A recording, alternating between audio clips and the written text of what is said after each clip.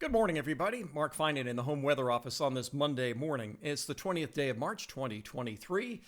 From the home office looking outside, we have clouds. There are chain controls up in the Sierra, and we do have more rain and snow coming our way for tomorrow. So today we're going to be looking at the timing of that, how much we're expecting, what that snow level is going to be, and where you can expect snow and where you're going to get rain, especially at some of those somewhat lower elevations below 6,000 feet. So we'll take a look at that. But today is the 20th day of March. It is the vernal equinox. So with that in mind, I do want to start with this. Nice full disk satellite image. And with this full disk satellite image, this is from GOES East, you can clearly see the demarcation of night and day running straight up running more or less a straight line up and down the globe. And that's what happens on this both vernal equinox as well as the autumnal equinox that comes up in September. And then as we get closer to summer, the northern hemisphere is bathed in more light than the southern hemisphere. Some of you may wonder why meteorologically we call March 1st the start of spring, whereas astronomically we call March 20th or 21st the first day of spring. It kind of has to do more with accounting than anything else. So it's much easier to say that March, April, and May are our spring months. And so when it comes to providing statistics and that sort of thing, it's much easier to look at those months. And those months are more spring weather, if you will. And then meteorologically, we just kind of look at June, July, and August, our hottest time. And again, if you're comparing one season to another season, so in other words, if you want to compare the spring of 2023 to the spring of 2010, it's much easier to do it that way as opposed to sometimes the equinox is on the 20th, the 21st, the 22nd. So anyway, if you've ever heard us say March 1st is meteorological spring, that's kind of why we do it. It's kind of more for bookkeeping, if you will. It makes statistics much easier. All right, let's get into our weather today. So this system that we've been looking at for the day tomorrow, back last week, we were looking at an atmospheric river perhaps coming our way. And for those of you that aren't familiar with this graphic that I'm showing you, this is from the GFS model. Here's California.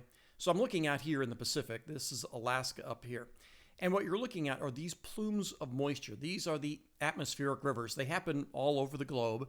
But we, of course, just want to pay attention to the Pacific. So here in California, we're looking at this one right here.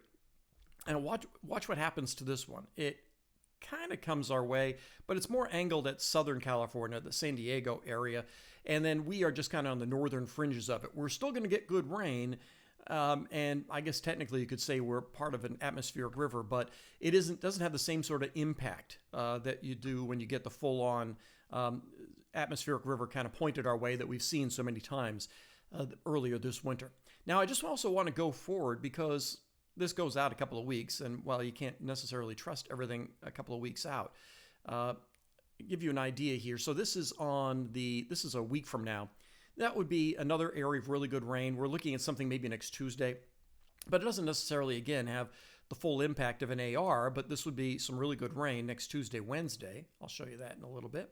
And then there would be another one here. You see these shades of green that come our way. That would be another one next Thursday. But you notice where all the heavy moisture is, it's not coming our way. So while we do have more rain in the forecast, in terms of the big ARs, right now we don't have any of that lined up. So let's get into when we are going to see some rain. I'm going to use the HRRR here. This is a high resolution model to give you an idea of when we are going to see the rain. So I'll pick this up around 6 o'clock this evening. There will be scattered showers today in the Sierra, but nothing of any consequence, and the chain controls that are currently up on 80, 50, and 88 will likely be lifted. So let's go through the day, and let's get into early Tuesday morning. This is 6 o'clock Tuesday morning. We're now getting rain in Sacramento County and some spots north of Interstate 80, but notice where the bulk of the rain is. There's Monterey, the low down in here, and that's where, remember that the atmospheric river is kind of pointed more south to us. So what we get is the wraparound, and we get snow in the Sierra. The snow level at this point would be around 5,000 feet. And again, this is 6 o'clock on Tuesday morning. As we go through the day, we continue to get some really good rain. Now, this is 11 o'clock in the morning for areas like Sacramento, Stockton, Modesto, the foothills from Sonora to Grass Valley, as well as Lake County and the Bay Area. This is going to be some steady rain. This is going to be the heaviest rain we'll see. Not much in the way of wind, although it could get breezy from time to time. I don't expect we're going to see a lot of wind. You don't see the tight pressure gradient here. And at this time, the snow level would still be around 5,000 feet. As we get into the latter part of Tuesday, as that low kicks in, this will drag in some colder air. This is 5 o'clock. Now, by this time, for those of you in Tuolumne County, we could be getting some snow down to 4,000, but I think we would be talking about inches of snow.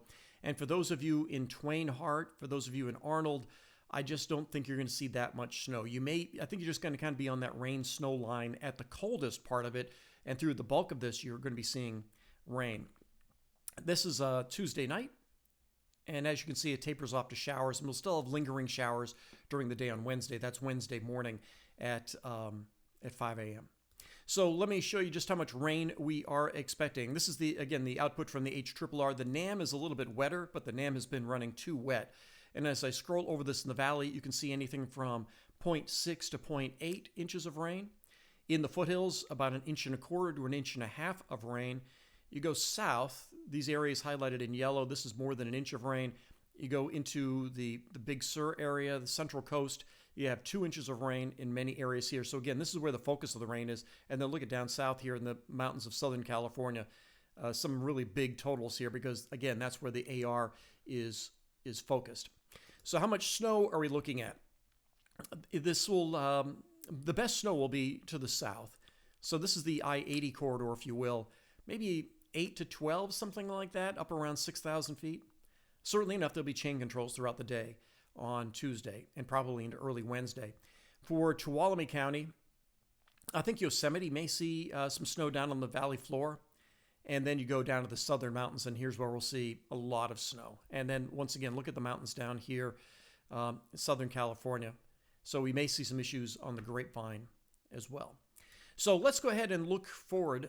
This is the GFS, and this is going to be not as fine-tuned as the HRRR model that I showed you with, but this model goes farther out in time.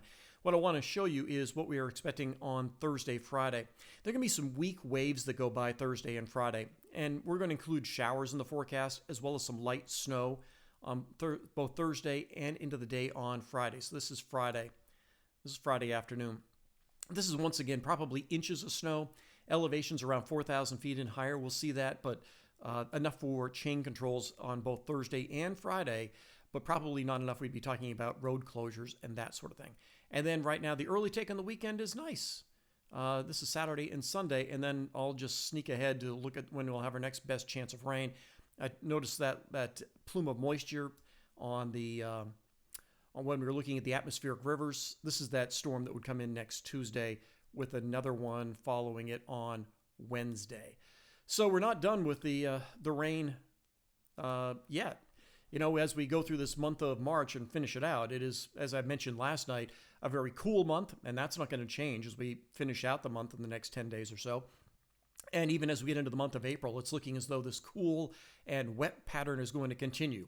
That's going to continue to have a big impact on farmers as well. I talked with an almond farmer last week, and he said that they're in dire straits. This cool weather that's been so long lasting has really had a detrimental impact on how much of their crop is getting pollinated, as well as the wind and rain just not helping. And he said in another few weeks they'll be able to assess just what the impact is on the almond crop. And there are going to be other crops that are going to be impacted by this cool spring that we have had so far. So we'll keep you updated on what's going on here. But again, dry likely the rest of the day, but tomorrow looks pretty soggy for a while. That's all I've got for you for right now. I'll be on TV tonight at 4, 5, 6, 7, 10, and 11, and I'll be on Facebook tomorrow night at 8 p.m. Make it a great day. I'll talk to you later.